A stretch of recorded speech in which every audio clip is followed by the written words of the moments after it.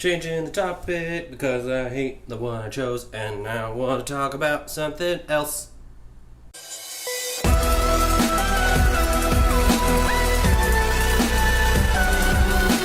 Happy Tuesday, Potterheads! This chapter frustrated the shit out of me when I was trying to come up with a topic. So instead of coming up with a legitimate topic, I'm just going to talk about my favorite character, even though she is silent in this chapter, Ginny Weasley. But first, let's go to the recap. Harry sees Ron, Fred, and George in a flying car outside his bedroom window. Ron tells Harry they've come to rescue him from the Dursleys. They rip the bars off his window, then Fred and George climb inside to help Harry grab his stuff. They get in the car, but Hedwig makes a loud screech because Harry forgot her. This wakes up Uncle Vernon, who comes rushing in and tries to stop Harry from escaping, but he gets away. The boys speculate that Dobby belongs to the Malfoys. They land at the burrow and go inside, and Mrs. Weasley is pissed. She punishes her sons by making them de-gnome the garden, and Harry volunteers to help. They toss the garden gnomes over the hedge, and then Mr. Weasley gets home. He talks about his work in the misuse of Muggle artifacts department, and then Molly tells him about the boys flying the car. Harry and Ron head up to Ron's room, where Harry tells Ron he loves their house. Thanks, recap. If this is your first book club video, welcome. Please consider subscribing so that you don't miss a single episode, and then after you hit that subscribe button, hit that notification bell right next to it. So here's the deal. I had one topic in mind when I read the chapter through the first time. I noticed that there were a lot of opposites and comparisons, so I thought that, hey, maybe I could talk about that. And then I stepped away from it for a few days, and then when I came back to write, I completely blanked. I realized my topic was completely boring. So today's video is about opposites and comparisons.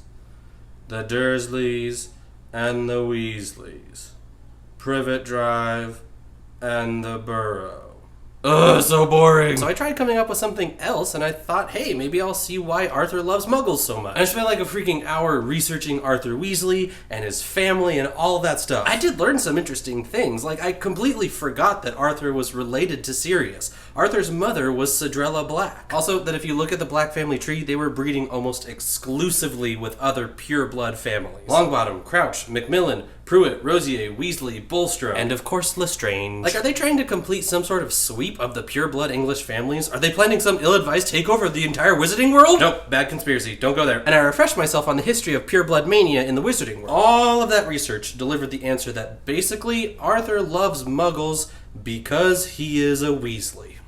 When the Pureblood Directory was published in the 1930s, it listed 28 families that were supposedly still purely magical in their family history, and the Weasleys were one of those 28 families. But it was widely believed, except among the people that supported this pureblood mania, that no wizard actually had pure blood anymore. And the most vocal about this topic were the Weasleys, and in fact they were proud of the fact that they were related to many, many interesting and notable Muggles. So, I hit another dead end. Weasley loves Muggles because Weasley. So, after a lot of frustrated groaning and flopping face first into things and whining to my wife, I just said, F it, I'm just gonna talk about Ginny. I love Ginny. And this is where I lose all the people who've only seen the movies. Bye! Okay, book lovers, I think there are probably still a number of you that are surprised to hear someone say that their favorite character is Ginny. I mean, even when you ask someone's female character, it's still likely gonna be Hermione, or Luna, or even Bellatrix for some strange reason, which I think could possibly be another indication of people who have mostly seen the movies. Because Ivana Lynch's Luna and Helena Bonham Carter's Bellatrix are some of the most iconic portrayals from the movies. But in the books, they're not anywhere near as awesome as Ginny. So, throughout the series, I've decided one of my new segments will be Ginny, Ginny, Ginny, let's talk about Ginny! And definitely not just in her relationship with Harry, which movie lovers love to tear apart. But Ginny Weasley is easily the single most powerful witch of her age. We learn later that she's an incredible flyer at an early age, and that she intimidates all of her brothers with her powerful hexes and jinxes. Note that I said powerful, not intelligent or talented, Hermione stands. So this time on Ginny, Ginny, Ginny, let's talk about Ginny! I think people tend to judge early Ginny as just the silly little girl with a crush on the famous boy. But first, let's be forgiving of the fact that she is a child here, and kids have crushes, and they act weird when they do. Second, let's allow for some nuance in her character. I think people tend to look at things about the books or the movies in oversimplified ways. So we say Ginny is strong, Hermione is smart, etc., and we don't allow for traits that may not perfectly align with those simple labels. But this chapter shows that Ginny is a complex and complicated person. Yes, she is powerful and smart and capable and athletic and talkative, although we don't really get to see that in this chapter. But she also clearly gets anxious and embarrassed and acts strangely around a boy that she finds interesting. And probably cute. So I think this is an opportunity to appreciate the complexity of Ginny and all girls and all people everywhere. So thank you, 11-year-old Ginny, for the reminder to look at the people around us as interesting and complex people. Ginny, Ginny, Ginny, let's talk about Ginny. And that's it for today's topic, if you can even call it that. Let me know what you guys think in the comments. And now it's time for Parenting with Father and Mommy.